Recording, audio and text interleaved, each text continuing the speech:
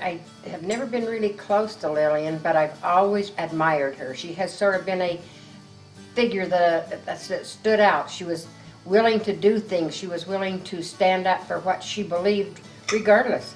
And she went to that Central Utah meeting month after month and talked to those guys and told them that what they were doing down at that, about where the lake was wrong, and she just was not afraid. But the thing is, she knew what she was talking about. Lillian Young Hayes was born in the Uinta Basin one cold January day in 1920. Her parents were homesteading on a parcel of land to allow her father to attend law school at the University of Utah.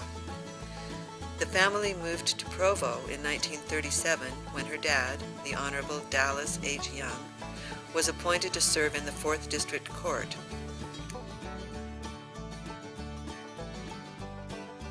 Lillian married J. Keith Hayes, a World War II veteran and officer.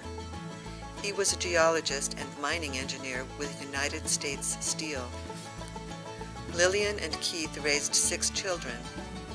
The family often ventured into Utah's countryside to hike and explore nature. It was on one of these hikes that a series of events changed the course of her life. On a hike along the Provo River in the late 60s, the hikers noticed stakes going along the north wall of Provo Canyon, marking a newly proposed road alignment.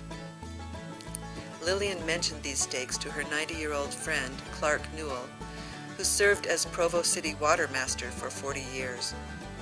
When it registered with Newell that these stakes were right on top of the source of Provo City's drinking water, he exclaimed, "Building a road over the springs would be suicide for Provo City's drinking water. Provo would have water so bad the cows wouldn't drink it." He then requested that Lillian provide him with a road alignment map. Obtaining this map proved to be very difficult, and the ensuing investigation began a life's work of government scrutiny and activism spanning decades. Keith's expertise as a geologist and naturalist, along with Lillian's intelligence and drive, created a partnership of perfectly matched teamwork.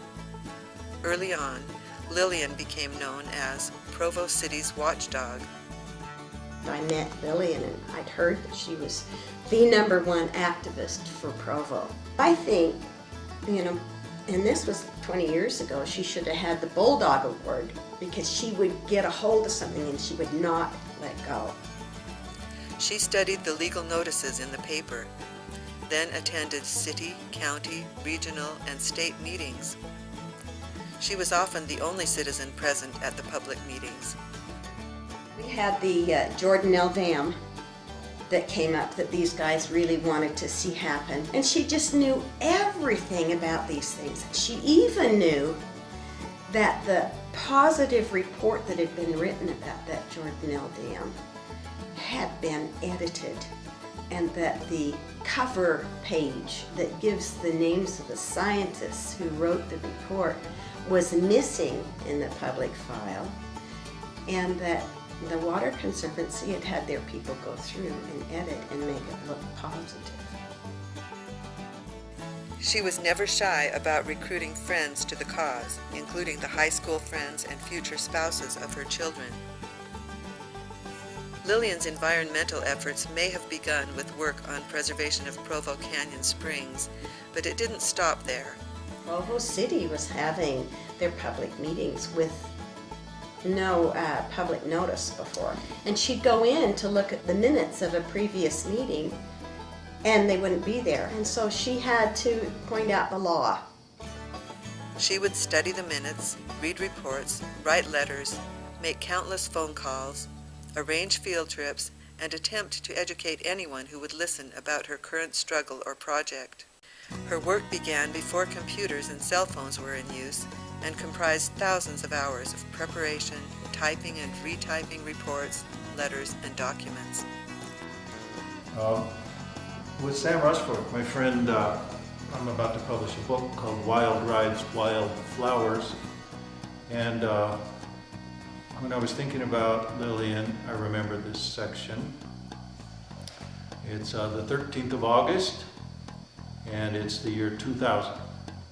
Sam, My neighbor Lillian Hayes just gave me 2 boxes, heavy with the 1990 Utah BLM Statewide Wilderness Final Environmental Impact Statement. You know the document well, but I've never seen the actual books and the accompanying maps. Those are 2 big boxes that Lillian gave me. And it was a beautiful impact statement. She is credited with saving Provo Bay wetlands, fighting to save the Benjamin Slough wetlands, and opposing Provo's airport expansions. Her work includes preserving and protecting the fish of Provo River, protecting bird and riparian areas of Provo Lake, and calling out the environmental and economic impact of the Central Utah Water Project. Consider the Heritage Mountain Resort, planned and launched in the 70s. Lillian helped expose it for the land grab it was. Lillian and Keith set up 2 scholarships at local universities. She has been a member of the League of Women Voters, the Audubon Club, the Sierra Club, the Utah Rivers Council, Utah Environmental Congress, Friends of the Great Salt Lake, and the ACLU, to name a few. Because of Lillian's influence, I left the Forest Service and went to work for the Environmental Protection Agency. That was a result of what Lillian taught me. To be bold, to do things that were right, that were important. Whenever I go through Provo Canyon, I always think of Lily. When you get in the area of the old Wicks Cafe up there, there's a tall needle of stone that stands. Some of the engineers wanted to take that down. Lily said no, and it's still there. Then they wanted to cover over the Provo City springs that are close to the road there. Lily said no. The springs are still right where they were. The state road wanted to put the road on the south side of the river as it gets up near Wildwood. Lily said no. They wanted to put the road in a culvert. What do you think Lily said? Same old thing. She said no. She wouldn't let them build a road till they got it right. So she knew geology. She knew water. She knew law. She knew public meetings. The current initiative to build a bridge across Utah Lake is sufficient to provide Lillian with enough material to keep her going well into the century. One of her greatest hopes is that more Utahns would attend a public meeting at least once in their lives. Lily is truly one of a kind.